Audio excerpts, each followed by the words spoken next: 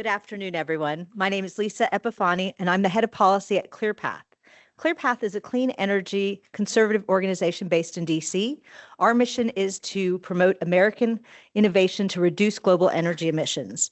And I'm really excited to be here today because so many of the things that we're working on align with what we're going to be discussing. At ClearPath, we work on issues that are going to touch on carbon innovation, clean firm energy, advanced manufacturing, and we do that by pursuing ideas that are politically durable, meaning they could be bipartisan and economically viable. And right now, a lot of talk is about permitting reform. So this is a panel that's going to dig into some of those hard issues. And at ClearPath, we've been pursuing ideas related to streamlining NEPA, making judicial reform changes, ensuring that there are good timelines for all the reviews. We're working on ways to ensure that more transmission and interconnection challenges are addressed. And it's very exciting to know that today the National Governors Association issued a letter that has many of these similar ideas in it. So I want to thank Governor Polis as well as Governor Cox, who are signatories to that letter, with a number of other WGA governors, as well as East Coast governors that are promoting those ideas, because I really do think that this is a moment where permitting fixes and addressing the transmission challenges is prime, and we're going to have an opportunity to talk to some experts here about that. As Governor Polis said, I really want to thank him and Jack, as well as the whole WGA team, for having us here. You know, we have a place in the West where we have super abundant energy. I grew up in Houston, Texas, so I definitely understand the idea that we are blessed with a number of resources here in the West, everything from geothermal, solar, hydropower, we're building nuclear, and we're developing emerging technologies. And finding the energy is usually the easy part. It's figuring out how to connect it to a smart, strong grid that can be the real challenge. So we have different markets, different geographies, different planning processes, market structures that make it harder to get the energy to the places it's needed.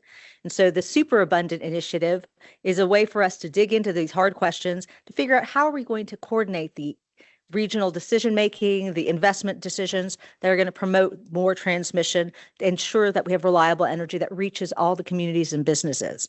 So today we have this terrific group. I'm going to ask each of them to do a quick introduction of themselves, try to just keep it to 2 minutes of who you are, where you come from, and some of the top issues related to the topic today that we're talking about, transmission needs for more of the above. So why don't we start with Ben, please. Hi, good afternoon. I'm Ben Fitch-Fleischmann. I direct the markets and transmission work at the Interwest Energy Alliance. Interwest is a regional trade association focused on the interior Rockies and desert Southwest in advocating for competitive and fair access for developers of wind, solar, storage, and transmission lines at the utility scale. Relevant to the transmission conversation we're going to have today, my background is in analytics. As an economist, I'm a mostly recovered academic. And the thing I find hardest about advocating for transmission is telling it as a story. It's very easy to look into the numbers and come up with total costs and net benefits, but none of that is really a compelling story. And so I just wanted to share that I think that as far as advocating for elements of the grid, transmission, because it's broad and ambiguous and easy to overlook the fact that you might be in a transmission traffic jam that's going to affect your bill down the road. You might not see it today. So I'm thinking about the story of transmission.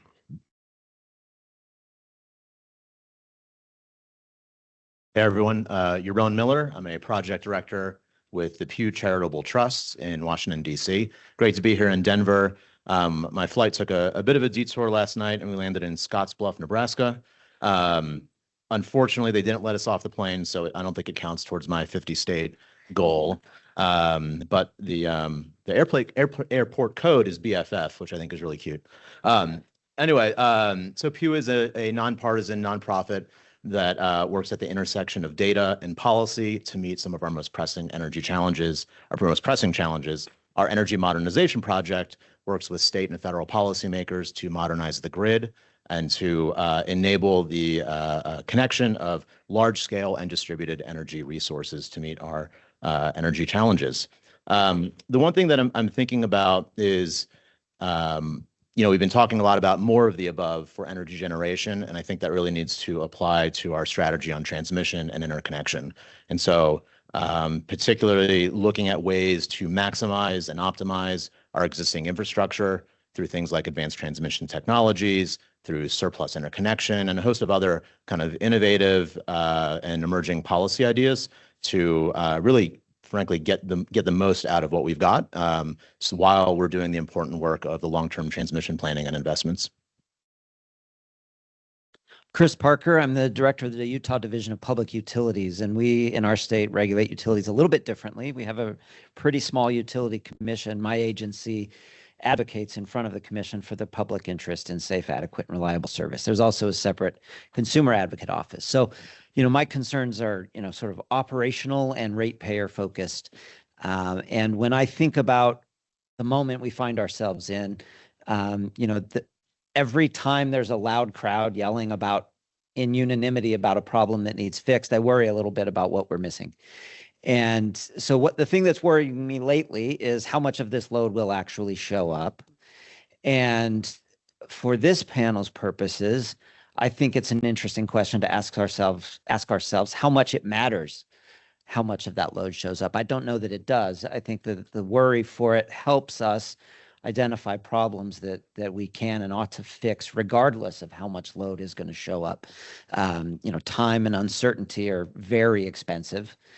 And I think there's a lot of that in this space. And as we look for ways to bring this anticipated load online, I think this gives us an opportunity to sort of clear some of the barnacles off the ship that have built up over the decades. And I think if we don't take advantage of this, no matter how much of that load shows up, I think we will have missed a real good opportunity to set ourselves up well for the future.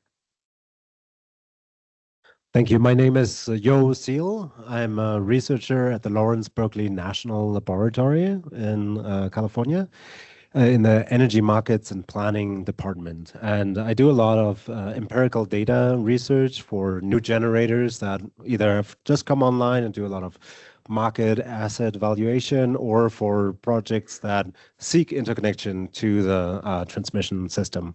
In general, our department tries to bring empirical data and objective facts to inform policymaking forums such as this one. So it's a pleasure to be here, and thank you very much for the invitation. Things that are top on mind. So our group does an annual inventory of interconnection queues. Every generator that wants to come online, join the high voltage transmission system, needs to go through a series of studies, interconnection studies, in the so-called interconnection queue to ultimately come online and deliver electrons. And we are at an interesting transition point at the moment. Over the last decade, we've seen an enormous surge in interest there and interconnection requests. In 2023, we had about twice the capacity in the interconnection queue compared to our existing installed generator fleet in the United States. So when we talk about like new load growth, there was plenty of capacity in those queues that could have served that load. However, only a minority of projects come online. About 13% or so of capacity ultimately manage to come online. The vast majority actually withdraws. And why do they withdraw? On the one hand, the existing study timelines are very long. It takes about 5 years for projects to move through these queues under the old regulatory paradigms. And then on the other hand, it has become increasingly costly. So a long time ago, we had a lot of slack transmission capacity, where it made it easy for new generators to come online. And that slack capacity in many regions now has been used up. And so network upgrade costs have become an increasingly large part of interconnection costs, and that has motivated then many generators to abandon their interconnection requests and withdraw, leading to restudies, etc. So FERC Order 2023 did a lot of reforms in this realm, and I'm very excited as an empirical data researcher to see what the effects of that are. We're in the process of collecting new data on that, but so far already we've seen quite a reduction in the queues, about 12% less or so than in the previous year. CAISO had about 300 gigawatts drop out of the queues already in the non-ISO West, another 150 gigawatts or so. I think it will be very interesting to see where we will go over the next few years, on the one hand, with the more stringent study requirements, and then on the other hand, the load growth and the need to add fast more generators to meet that load. So very excited to join this panel on that. Thank you. Excellent. Thank you for that overview. And you, Leah, please. All right. Well, hi, everyone. My name is Leah Rubin Shen. I'm a managing director at Advanced Energy United, where I oversee our engagement in Western states. United is a national trade association for the advanced energy industry. So we have about 100 member companies that sell or develop or use a variety of advanced energy technologies, pretty broad range. It includes transmission, grid enhancing technologies and advanced conductors, large scale wind, solar, geothermal storage. But also we have a number of members in the distributed generation and storage space, energy efficiency, electric vehicles, building technologies, and some large commercial and industrial customers. So pretty broad range of companies that are part of our membership. And we predominantly engage in states as well as in some of the existing wholesale markets, where our focus is really on putting in place policies that enable all of those technologies that I just named to work together to deliver an affordable and reliable energy system. And transmission is obviously a very key part of that. I think we're all here in this room because we recognize that. We recognize that we need transmission and more of it to ensure that our grid can meet the needs of the 21st century economy and the load growth that we're seeing, and do that while maintaining affordable and reliable service. So one thing I'm thinking about is there have been many studies on this front.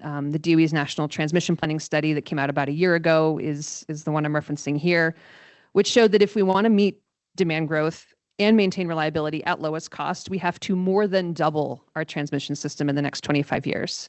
And that includes more than doubling, perhaps even tripling the amount of interregional transmission. So not just small local projects, but also the large high voltage lines that connect disparate parts of regions. I think folks have probably heard the 3 Ps of transmission: planning, paying, and permitting.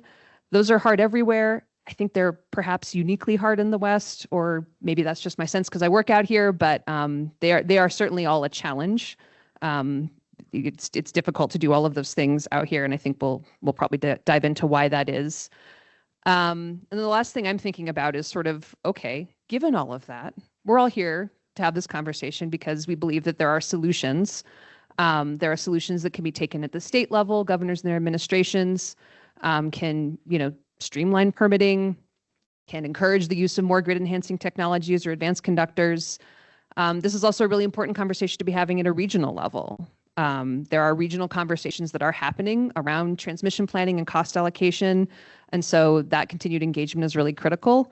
The last thing I'll say before turning it back to Lisa is that the federal government needs to be a key partner in all of this build out as well. And there's I think a very important role that Western governors can come together to play in advocating as a bloc for the federal government to be removing those roadblocks rather than perhaps creating them. Well said.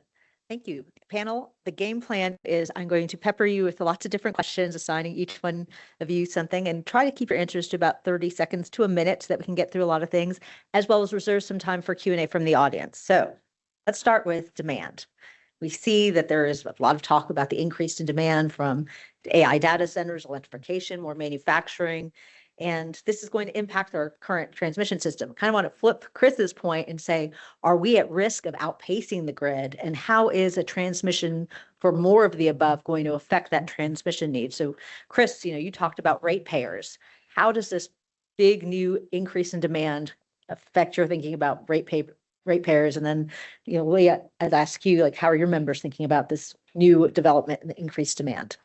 So I'm a lawyer by training. So the answer is it depends. Okay. That's your 30 seconds. Yeah. I think there's opportunity there, right? Because if a lot of this load shows up, it's going to show up in different ways and in different places than we can fully anticipate. And I think I'm already starting to see some of this demand hunting for its own supply, right? Mm-hmm. And that one of the biggest struggles we've had in our discussions about large loads in Utah is how you make sure that the rest of the ratepayers aren't underwriting this sort of extraordinary growth from these companies that, other than sort of the companies in the age of empire, are the richest companies in the history of humanity. how do we make them pay for what they need? And we're starting to see more and more projects where they're figuring it out themselves, right? Okay, look, all we have to do is build this bit of gas line from the transmission line here, and we can put our own generators on site, and we don't have to bother with the other ratepayers. So I think there's a lot of opportunity if we create effective mechanisms that leverage that desire for really quick time to power in ways that benefit the rest of ratepayers to some degree. That's a good point. And there's an RFI right now from DOE about speed to power, trying to get to some of those very issues.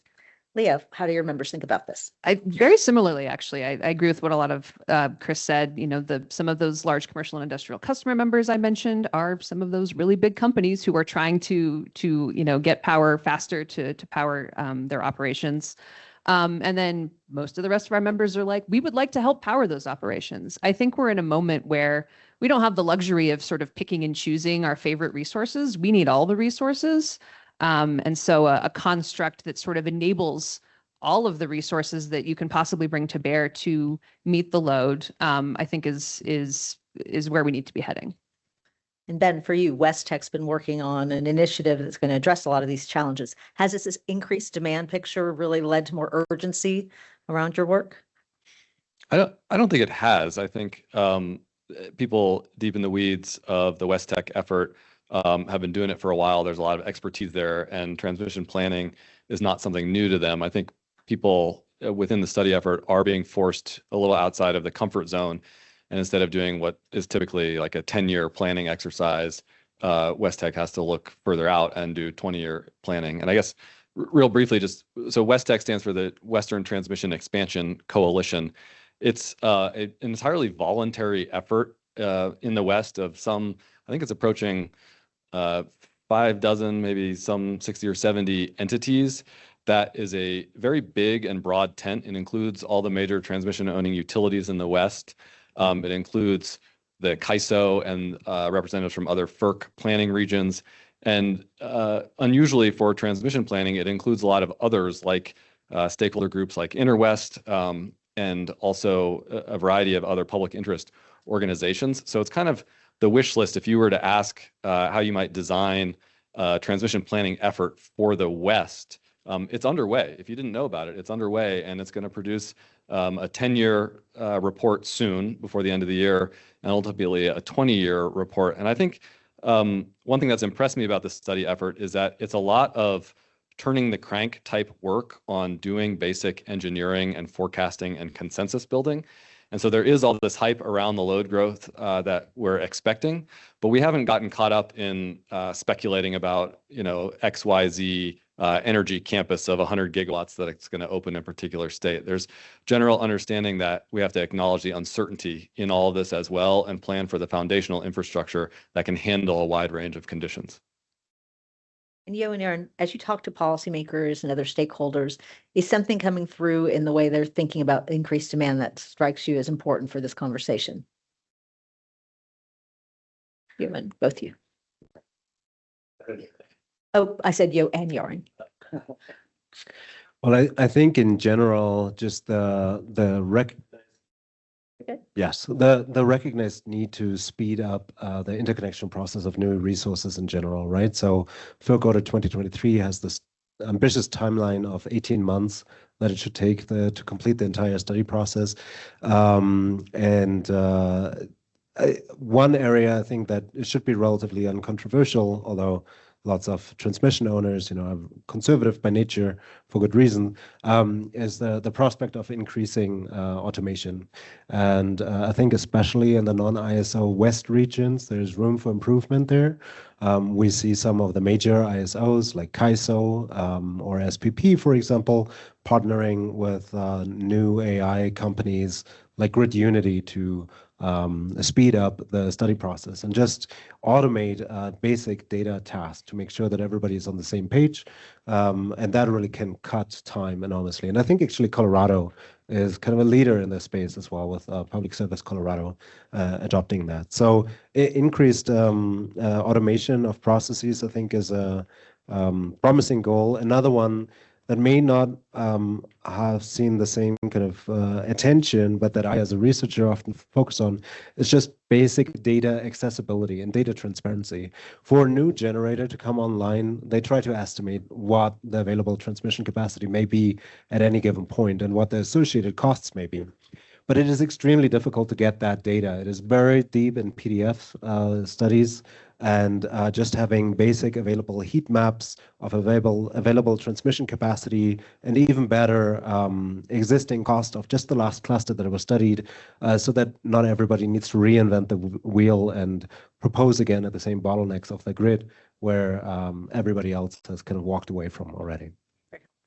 And Yaron, from the national perspective, what would you say this increased demand issue is bringing up in conversations? Yeah. First, thanks for giving us the name of our new podcast, Yo and Yaron, Talk Transmission. No, from a national perspective and a decision maker perspective, I've been really struck by the rapid diffusion of pragmatic, thoughtful policy ideas and to meet some of these near-term solutions. Take ATT's advanced transmission technologies, for example. 3 to 4 years ago, I don't know that these were really high up in the discourse. These are not new technologies, but they weren't being talked about. And fast forward to today, we have 17 states that have adopted legislation to promote the use of these technologies through different policy mechanisms, whether it's streamlining permitting or requiring utilities to study and evaluate these technologies, to targeting specific points of congestion. But what's unique is that these are states including Colorado, Utah, Oregon, New Mexico, California. Julia, did I get them all? I think that's right, in the West. That and throughout the country that are in different market structures. They have some are in RTO state regions, some are non-RTO. They have different political compositions in their legislatures, but they're all recognizing this kind of opportunity for this near-term solution. So it's really striking. There are 33 more states that have yet to take the plunge. We're working to address that. But I think given the rapid pace, that's a promising and really interesting facet of the policymaker response. Thank you. I'd like to talk now more about coordination. And so Leah, I'd kick it off with a question to you about, from your perspective, what are the market designs and governance changes that could help unlock new transmission investment in the West? Are there regions that do something differently that you would suggest the West consider? I don't know if I'm going to exactly answer your question, but my perspective on this is, and I alluded to this earlier, that it is harder to plan transmission in the West, which means it is then harder to eventually develop the transmission in the West because we do not have a central entity that is tasked with doing that. We are not in an RTO. That may come in the future, but it's not the reality right now. And so that is why we have efforts like WestTEC, efforts like the CREPC Transmission Collaborative. CREPC is let me see if I can get this, the Committee on Regional Electric Power Cooperation. It's basically a forum for Western regulators to come together. And right now they formed this little transmission collaborative where they're getting together and they're discussing cost allocation. How do we want to allocate the costs of new lines, especially these new lines that cross, multiple utility territories, multiple states? Can be quite tricky to figure out who pays for what. And so these regulators are trying to come together and have a thoughtful conversation about, okay, can we come up with a framework that we sort of all agree to, that we feel comfortable sort of taking back to our individual commissions and the ratepayers that we serve there. That's really important. One other thing I'll throw out, which is a little bit outside of the transmission space right now, but I think has the potential to intersect in the future, is something called the West-Wide Governance Pathways Initiative. And this is something that was established a couple of years ago to basically say, hey, there's an existing real-time market in the West, the energy imbalance market. There's a day-ahead market being developed, expanded day-ahead market. And there was concern that those markets were they're run by CAISO. CAISO is board appointed by the California governor. Everyone else in the West was like, we're not sure we like that governance structure. So they came together to sort of figure out what's a new path forward. And there's going to be a new regional organization stood up to provide independent governance to those markets. Initially, that's all it's going to do. But there is, I think, a vision that the Pathways Launch Committee and the various stakeholders put together that said, over time, this can become an umbrella organization that could oversee a variety of services for the West. And that could include things like transmission planning and helping figure out cost allocation and, kind of bunch of other stuff, up to and sort of including the full suite of services that you might find in a regional transmission organization. So that's a little more forward-looking, a little more future-looking. Yeah, you went right over to the next question I had for Chris on the Western Pathways Initiative. Perfect. Well, then I will let you. Actually, yes, since you've raised it, like Chris, your experience with that group and things like the Western Resource Adequacy Partners, what are the lessons you're taking from that, and how can they help ensure that transmission investments really do benefit the consumers as well? Yeah, it's tricky. Folks have been fond for decades of saying the West is balkanized, right? There's 38 different balancing authorities or whatever the number is. And there's truth in that. And also, I think the West has a really good history of coordination and cooperation out of necessity, right? I just watched this documentary about the mob, and they talked a lot in there about how you don't attack the other family. You have a meeting, you get together, you figure it out, right? And I think that's a lot of what we do in the West. Our politicians will want to fight and win a fight. And I think sometimes it's down to the regulators to show up and to define those common areas that we have. And in the West, you see increasingly, I think, you see someone in this room gave me this label. I won't out them, but you see some energy colonies that are providing supply to other areas, right? I mean, you can imagine it might have been somewhere like Wyoming who said that. And I think the discomfort is control, right? And maintaining our control requires leaving some of these borders in place. And the trick is figuring out how to kind of optimize that, right? I cannot sell to my legislature, even if I really, really wanted to, joining an RTO tomorrow. Not going to happen. It just won't happen. I don't know when it might, but I couldn't sell it right now. And that's a reality we have to work with. And that means we have to get together and we have to coordinate and we have to cooperate. And these groups have arisen to do that. Back in 2016, when Pacific Corp explored joining the Cal ISO, it was a very different conversation. That was a conversation about joining the Cal ISO, and there was a lot of defensiveness about that for the reasons Leah identifies, right? It's Governor Brown at the time. We don't want Governor Brown appointing the people deciding our policy. And California will always be that issue in the West because it is so much bigger than everyone else. But we can work with that. It just takes a little extra work. It takes the meetings over dinner that keep people from killing each other. Thank you for the Godfather references. Yaron, are there coordination models that you've seen across the nation or even internationally that you would highlight as examples for WestTEC to consider? I wouldn't want to get over my skis and prescribe to WestTEC, the great work they're doing. I think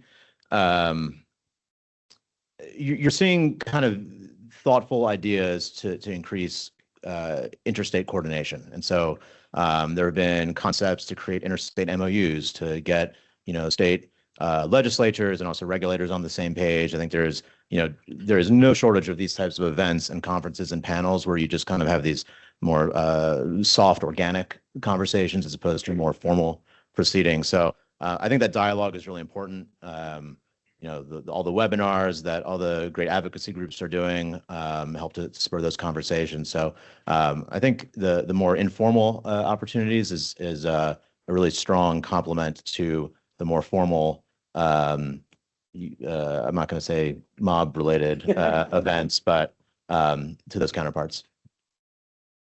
And Ben, how can the work you're doing help bridge that coordination between the federal level and the state level for better coordination on the region on transmission planning? Yeah, I guess I feel most optimistic about the potential for homegrown collaboration in the West. I don't think it's the right time to be looking at federal cooperation from the states, because I think FERC through Order 1920 and its new requirements on long-term regional transmission planning really has moved the target from 10-year to 20-year planning, which is big in the space of speculative infrastructure investment, and also required acknowledgement of a pretty broad but hard to quantify set of benefits or types of benefits that transmission can provide. And the reaction from most of the non-CAISO utilities in the West has not been to embrace that mandate in the context of compliance-based FERC mandated planning. However, at the same time, you have this very voluntary, successful coalitional effort underway at the WestTEC. And so I think I've reluctantly come to believe that the promise of building big transmission infrastructure in the West really is voluntary and collaborative. So I think there's really a need right now for supportive voices from political leadership across the West. I think there's a opportunity right now for leadership from governors and state offices, as opposed to from the utilities themselves or even the regulatory community that has to get very kind of bogged down in some of the details and especially the costs. But there really is an opportunity in the West, I think, where the bigger we can go, which means the more we can collaborate, the better off we will be. That truly there's not going to be declining returns to cooperation. I think it's the great Western energy sage Arnie Olson who's fond of saying that in the West, the low-hanging fruit is regional collaboration. So I think there's really a time to start turning to our neighbors at the state level in the West and starting to figure out what we can do to get some of this massive infrastructure that surely has huge costs and disruptive impacts on the landscape. We need to figure out what we believe in to build together.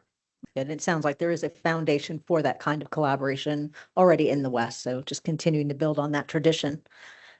Let's shift now to talking about interconnection, because you raised some interesting numbers in your opening remarks about the number of withdrawals that occur. And you mentioned some reasons behind it, but can you tell us more about what kind of projects are being withdrawn? Are they predominantly baseload? Are they more renewables? Tell us more about the queue and what you've been studying. What are things we could do to harmonize some of the issues? Yeah, so the current queue is predominantly low carbon resources. I think 50-60% or so is solar. A lot of that is hybridized now, like especially in the West with higher solar penetrations. The era of standalone solar is over in CAISO and most of the non-ISO West. I think 80-90% of solar is now proposed as solar plus storage. So that, while not quite base load, helps address evening peaks. And the wind has been declining, offshore wind has been declining. An interesting new player, I think, and I've not fully digested all the numbers, but I think NV Energy just over the past few months had more than 3 gigawatts of geothermal capacity now joining these queues with a renewed interest in geothermal. And so in terms of projects that are withdrawing from the queues, they mirror to some extent the overall composition of the queue. So it is a lot of the far-flung solar and wind projects that are in rural areas, far away from the load because they face the highest network upgrade costs to some extent. But it is not only them. So, for example, in Utah, I think the new nuclear generator in Wyoming, that terawatt power is building there. The last interconnection study that I looked at them had enormous network upgrade costs as well for them, over $500 per kilowatt, similar to a lot of the geothermal projects in Utah that are facing very high network upgrade cost. And some of these geothermal projects have withdrawn as a result of that. So it is not just a wind and solar story. I think it affects really all of the generators that could benefit from more integrated long-term planning between, on the one hand, the regional transmission planning, anticipating future load needs, but also taking into account all the interest in the interconnection queues and really harmonizing those two and figuring out what kind of overall transmission network upgrades benefit the broader community and which thus should not really just be paid by individual developers, which then may break local project economics. Right. Interesting perspective. And Yaron, I wanted to ask you about what you've seen in terms of policy tools that help improve federal state coordination that have been effective in reducing interconnection backlogs. And even if it is better coordination between planning for interconnection as well as transmission investments. That's a great question. The area of my work is really primarily at the state level. And so I would actually be curious to hear from some of the other experts on their thoughts on it. What I can tell you is that, there are some there's new conversation on additional ways to maximize the grid and to make the interconnection process either more efficient or, in some cases to go around it. And so surplus interconnection service is another kind of emerging topic. If folks aren't familiar with it, it's the idea that many generators are not using their full interconnection capacity, whether it's because they're a peaker plant that operates a handful of times a year, or they just never reach that full capacity. And so surplus interconnection allows a new supply resource to really piggyback on an existing generator and share that interconnection queue without displacing that base load. And so because it's using that existing interconnection queue, you don't have to go through the multi-year interconnection process because you know the interconnection point. The land use impacts are much less significant because you're building on an existing site typically, and you know that point of interconnection. And so that's an area that, on this theme of maximizing our infrastructure, getting the most out of what we've got, surplus is another kind of not new, but re-emerging conversation that folks are taking a hard look at to figure out, how do we really juice the amount of energy feeding into our grid? That's great. And Chris, you're sitting kind of at the intersection of a lot of these issues in terms of grid integrity, faster queues, protecting ratepayers. What are ways that you're seeing that could streamline the interconnection queue? We don't do a lot directly and operationally with the queue. We just get the effects of it, which are, like I alluded to earlier, the delays and the uncertainties that are so costly. So, my focus in conversations has been on trying to fix those issues. And those are, queue study processes. And I think the use of AI in those studies is a really intriguing proposition that can bear a lot of fruit. I think permitting always comes up, right? That's a way to speed things up. Anywhere you build in Utah's, I think 69, I saw Gordon Larson in here, 69% public land. Is that right? Something like that? Yeah. So like anywhere you build something in Utah, you're going to have to do an EIS. And, so you get these 10, 20-year projects, and that's a lot of capital to have parked in the development phase for a really long time, not knowing when and whether it will come online. So what I'm sort of focusing on is trying to help participate in processes that will alleviate some of those things. Supply chain issues right now. I mean, I think if we could have a more robust and perhaps even cooperative order book that would allow a manufacturer of some of that stuff to locate domestically and have, the certainty of that investment. I think there's a lot of opportunity there to drive down time and cost in some of those ways that don't require a Congress that will actually do something. Good. And, as watching the time, I want to move us to the theme of this whole workshop about about super energy, superabundance. And so, Leah, you've been working closely with policy frameworks and different market structures. From your view, what needs to change to really leverage the idea, this vision of a superabundant energy West? I mean, so many things, but I will perhaps 1 minute. I will perhaps focus on one thing that could change or should change. And I will go back to what I think the role of the federal government can and should be. And I don't think they have no role to play here, despite all of the various things that my fellow panelists have mentioned about how difficult it is can be to work with them. But we really think they can be a constructive partner. And again, I would say this is something where Western governors can kind of come together and say, here's how we want that partnership to look. Here's what we want you to do. And I would say 3 things. First, do no harm. Don't make additional problems. Don't throw up additional permitting obstacles for transmission, for generation, or generate greater uncertainty. This is not restricted to just this administration. Administrations in the past have also picked their sort of preferred resource winners and losers and made it harder. And that is just detrimental to the energy sector as a whole. It's not just whoever's on the outs at that particular time. Investors will say, this whole sector looks pretty volatile. I don't want to go there. And that's a problem if we want to achieve energy superabundance. So do no harm. Second, to your point, avoid duplication. If a state has a solid permitting process in place that is, comparable to what the feds require, why are we doing it again? Just do it one time. And third, I think as long as this is all being state-led and not imposed by the federal government can play a helpful sort of convening and table-setting role, establishing standards, best practices, technical assistance, perhaps at some future date funding, if the government reopens, they can sort of help provide that forum for discussion and help support that, as long as, again, I think as long as it's really being state-driven and state-led. And Ben, talk to us about what you think of energy superabundance looks like in practice from your perspective. Energy everywhere. I'm not sure I know the difference between abundance and superabundance. But I think that maybe if we look backwards at the grid, we might have realized that for several decades we had a period of superabundance in the transmission system, and now we don't anymore. And now we're realizing what a treat we had, and now we're bumping up against the cost of that constraint being real right now. So I guess maybe in a world of superabundance, we probably wouldn't be really concerned about costs because we'd have so much. And that obviously is not the world we live in today. Like, costs really matter.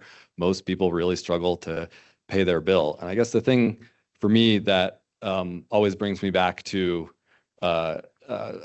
faith in the potential value of big investments in transmission is that the benefits are out there, but they're really hard to see. And with demand growing, right, we tend to think of demand as kind of an independent or exogenous force. Here it comes. And now we're in a situation where probably the growth of demand is going to be constrained by our ability to expand the grid. Like, there now is kind of a policy parameter, a growth parameter that is how much do we want to expand the grid and how fast? And that's really a question of cost. So I don't mean at all to dismiss any concerns about costs, but I also think that notions that overall costs or per capita costs on the grid might fall is very wishful thinking. I think if we want a land of superabundance, we have to build it, and building it has real costs. And so I think taking that on directly is probably an important first step. Fair enough. And as we're talking about costs, Chris, the ratepayer is going to be bearing this cost, but we all in this room want the energy superabundance. How do you translate that into reliability and fair prices? I think I've been accused of, I think I'm an optimist. I've been accused of being delusional. But I think people generally solve their problems. And, there's a lot of money out there that needs stuff soon, and they can pay for it, and they will to some degree if we do a good job building mechanisms that properly allocate things. And candidly, I think, there's some peril of overbuilding, whatever that means, using maybe more traditional concepts. I don't necessarily view it as overbuilding, but we might be building more than we strictly need. And that's okay. That's how we get a period of superabundance like Ben refers to. And I think, there was a lot of concern in the late 70s and into the 80s about all of the building. Well, we've been dining out on those resources for a long time. And I think we're just in another period where it's going to be important to bite the bullet. I do think it's important to make sure the right folks are paying for it. And ultimately, everything is intended to benefit humans, right? We pit corporations and everyone against one another. And I come from a red state that's very much into, anti-socializing things, but energy is absolutely 100% a very socialized thing. It needs to be, it has to be. That doesn't mean people shouldn't be making money off of it. That doesn't mean any of that. But we do need to recognize, as Ben alludes to, that everyone's got to pay some share of this, and we can do our best to try to allocate that fairly based on kind of incremental investment. But to some degree, you're always going to fail a little bit. I just think as we grow, we tend to figure it out and things work out. And I trust we'll all do that again. And there's a cyclical nature to this, and you're always playing a little bit of catch up, and the risk of overbuilding seems small compared to the risk of underbuilding. So I definitely understand where you're going with that, Ben. From a lab perspective, as a researcher, you mentioned some data that you wish you had that could help, reduce costs. Are there other things that you think could help us, like other points that we need information about for transmission, for better coordination, for better planning? That's an interesting question. So I mentioned like overall data transparency around interconnection costs already upfront, making that easily accessible to the broader stakeholder community, and the importance of merging the kind of piecemeal developer-led network expansion with the broader regional transmission planning. I think maybe one other point tying it to this cost discussion is also not shying away from doing economic benefit analyses in transmission planning. So my group has done a study looking at real-time price deltas between different points in the network.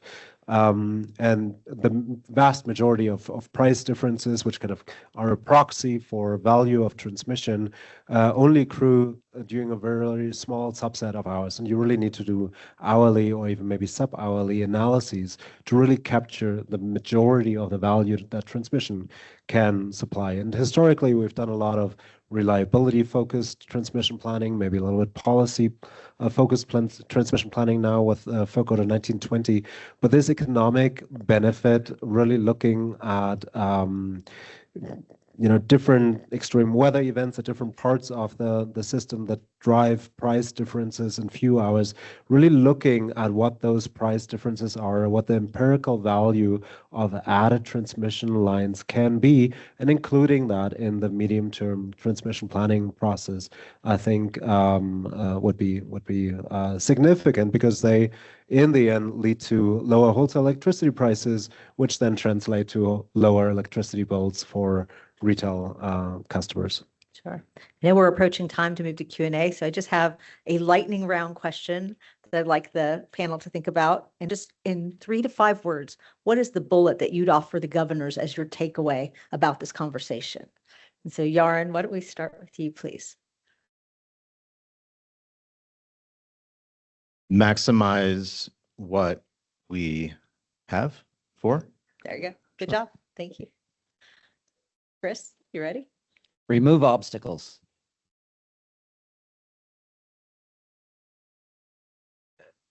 Unleash developer interest.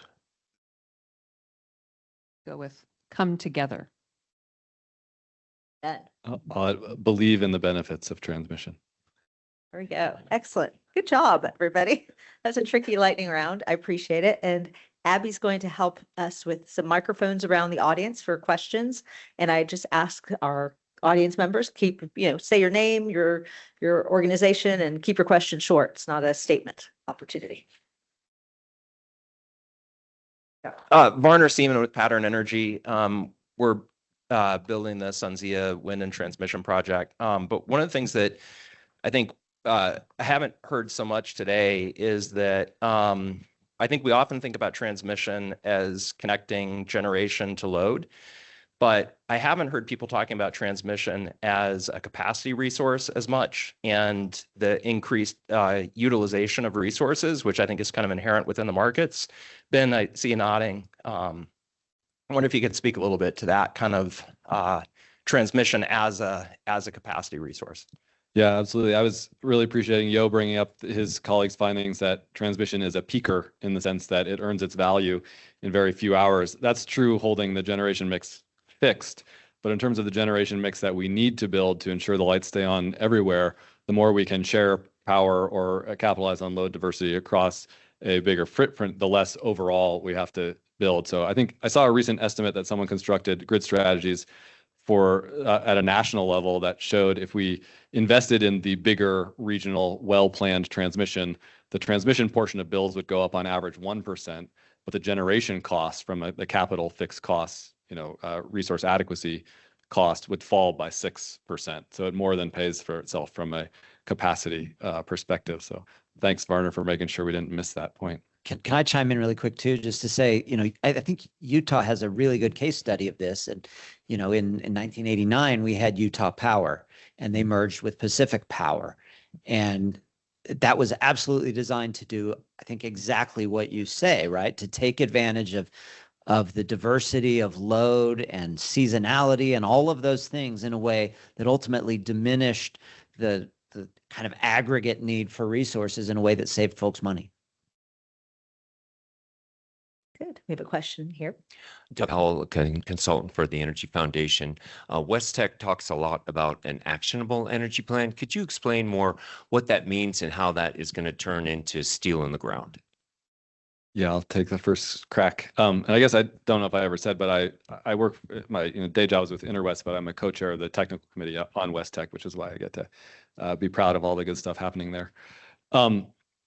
So WestTEC set out from the beginning by having the ambition of doing a study, but whose results, nonetheless, written on paper or on your screens, would be actionable. What I think that's really come to mean, and we've spent a lot of time thinking and talking about this, is that it has to be credible. So people who look at the effort have to believe in the intentions and integrity of all those involved, which is why it's so important that we have a broad range of people and interests involved. And then the results have to be well thought out, comprehensive, and compelling, so that when you look at that, you can understand why this is a compelling transmission plan for the West. And so a few features of WestTEC that I think do a lot to justify its credibility and therefore why it will be actionable are the broad tent, the fact that it has every state and major transmission owning utilities. I think it's probably, of the dozens, there are maybe 2 or 3 that aren't active participants, and even they are participants through their planning region. So it really does have the expertise of the entire West, including very detailed knowledge of the transmission system across the West. And I think that's all combined is what makes it believable, and ultimately its credibility is what's going to make it actionable. Does this side of the room have any questions? Nope, I can't see around the pool. For the record, Ben Fitch-Fleischmann is one of my favorite names to say in the energy world, other than Crystal Ball, who is a real person. We can start the Chris and Ben podcast. It'll be real popular. Let's do it. I appreciate it. I just want to say thanks to Chris for putting me on the spot with the federal lands question. No, I'm curious if and this is a really probably dumb question, ignorant question, but is there anything about the technological trends of the next 5 or 10 years that you see mitigating some of the need for so for example, data centers that are built at the source of production, or nuclear reactors or gas plants that don't need, they're so close to they're close enough to the population centers that there's not the need for hundreds of miles of transmission. Are there any trends like, or do they pale in comparison to the need for growth? That makes sense.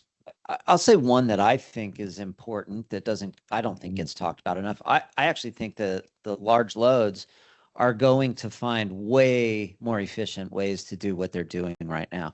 And I think that they'll do that in a lot of ways. I think they'll do it just in the raw computing efficiency.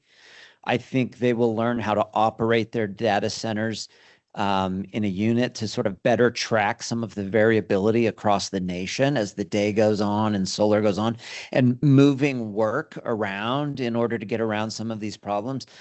I'm hopeful that will bear some of the fruit you refer to, as well as, I mean, like I alluded to earlier, we're already seeing some data centers kind of solving their own problem. I don't think that's, a solution to everybody's problem, but I think it absolutely will help us in the margins, especially in the near term while we iron this stuff out.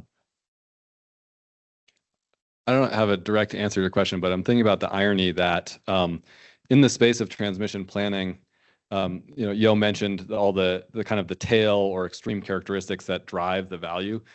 Even the models and software right now used to do this kind of simulation are pretty slow. Like in the context of WestTEC doing a nodal production cost model for the entire WEC for one 8760 year of optimized dispatch, that model run takes, I think, 60 hours for 1 year.